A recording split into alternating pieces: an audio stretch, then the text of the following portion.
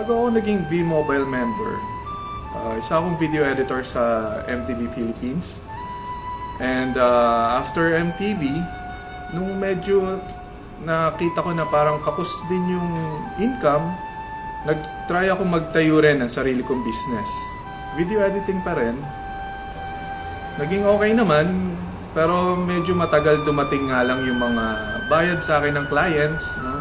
So, ganun pa rin, nagkaroon ako ng mga utang, and kaya doon nagsimula na maghanap ako ng extra income.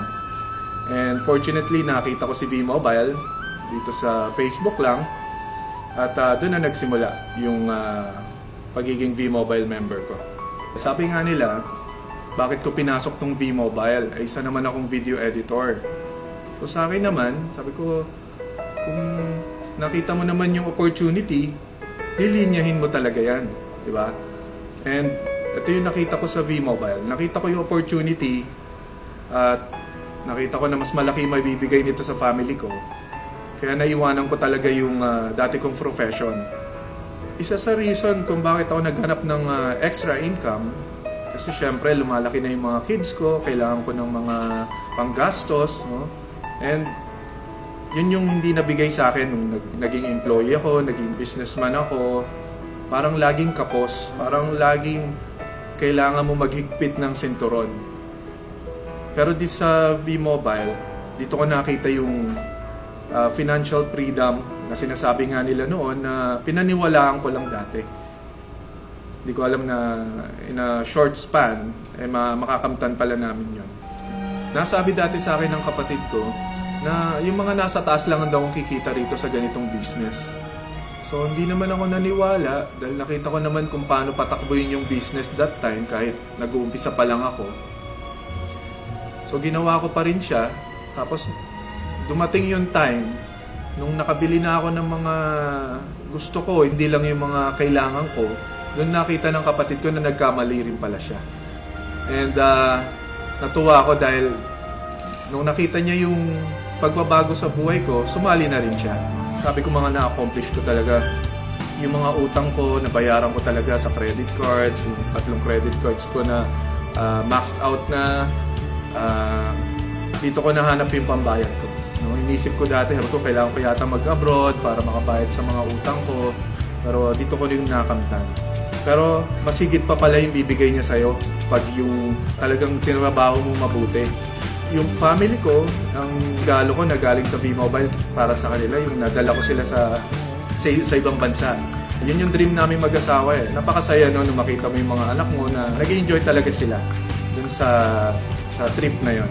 After nun, yung dream namin na mag-asawa na makapag-honeymoon, dahil di talaga kami nakapag-honeymoon after namin ikasal, dahil kulang nga yung budget eh.